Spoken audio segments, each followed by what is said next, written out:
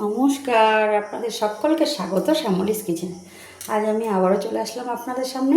নিয়েছি কাবলি ছোলা, 5-6 ঘন্টা ভিজিয়ে রেখেছিলাম। তারপর প্রেশার কুকারে ভালো করে ধুয়ে নিয়ে 2টো সিটি দিয়ে নিয়েছি, যে সেদ্ধ হয়ে গেছে। আর এটা করব আমি খাসির চর্বি দিয়ে। তার সঙ্গে মেশাবো আলু, টমেটো, আদা, পেঁয়াজ, রসুন, কাঁচা লঙ্কা। আর রান্না করতে করতে বাকি মশলাগুলো যা লাগবে আনুষঙ্গিক আমি ব্যবহার করতে থাকবো। চলুন রান্নাটা শুরু করা যাক। কড়াই বসিয়ে দিয়েছি, দিয়ে দিচ্ছি তেল। তেলটা গরম হতে হতে আমি মশলাগুলো করে নিই। অর্ধেক টমেটো বাটবো, আদাটা নিয়ে নেবো পুরোটাই, অর্ধেক রসুন আর অর্ধেক পেঁয়াজ। চলুন মশলাটা রেডি করে নেওয়া যাক। তেল গরম হয়ে গেছে, আলুগুলোকে সুন্দর করে ভেজে নেব। নাড়াচাড়া দিয়ে ঢাকিয়ে দেবো, বেশ ভাজা ভাজাও হবে, সেদ্ধও হয়ে যাবে। এই ফাঁকে আমি মশলাটা করে নিই।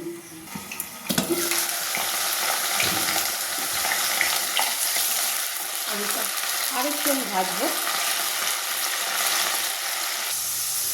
আলুগুলো আমার ভাজা হয়ে গেছে, আমি এগুলোকে তুলে নিচ্ছি। এই তেলের মধ্যে আরেকটু তেল আমি দিয়ে দিচ্ছি। এবারে ফোড়নে আমি বেশি করে শুকনো লঙ্কা দিয়ে দিচ্ছি, কারণ আমি শুকনো লঙ্কা বেটেও দেবো না, আর শুকনো লঙ্কা গুঁড়োও বেশি নেই, সামান্য আছে, মিশিয়ে দেবো পরে। আর কাঁচা লঙ্কা দেবো। এবার দিয়ে দিচ্ছি একটু জিরে, হালকা নাড়াচাড়া করে নেব।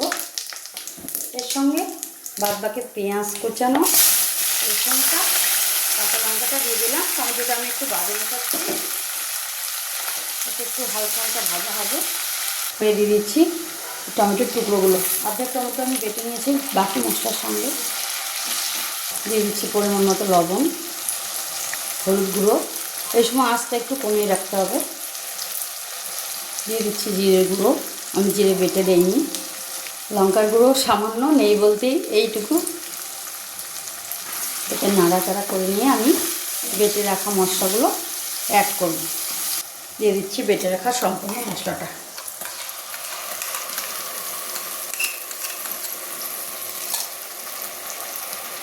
মশলার বাটি ধোয়া জলটাও দিয়ে দিচ্ছি। এবার এটাকে ভালো করে কষাতে থাকবে। হিটটা এবারে আমি আস্তে একটু বাড়িয়ে দিলাম। আর বেশ খানিকক্ষণ আমি অল্প অল্প জল মেশাতে থাকবো, আর এটাকে কষাতে থাকবো যতক্ষণ না মশলার গন্ধটা, মানে কাঁচা গন্ধটা যায়।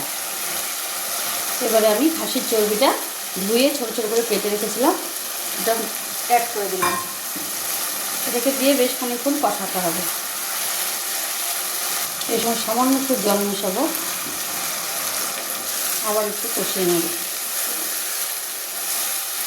এবারে ভেজে রাখা আলুগুলো অ্যাড করলাম।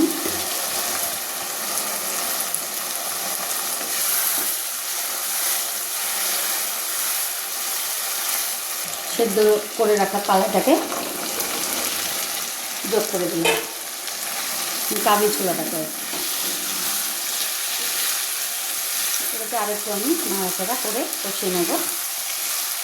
এই সময় সামান্য একটু জল দিয়ে আমি আরেকটু কষিয়ে নেব।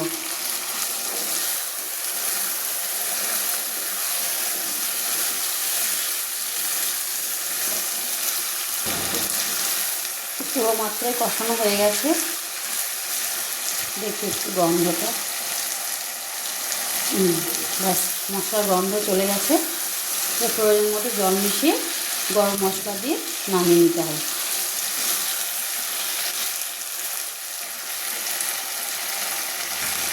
সামান্য একটু জল মিশিয়ে দিচ্ছি একটু গ্রেভি করার জন্য।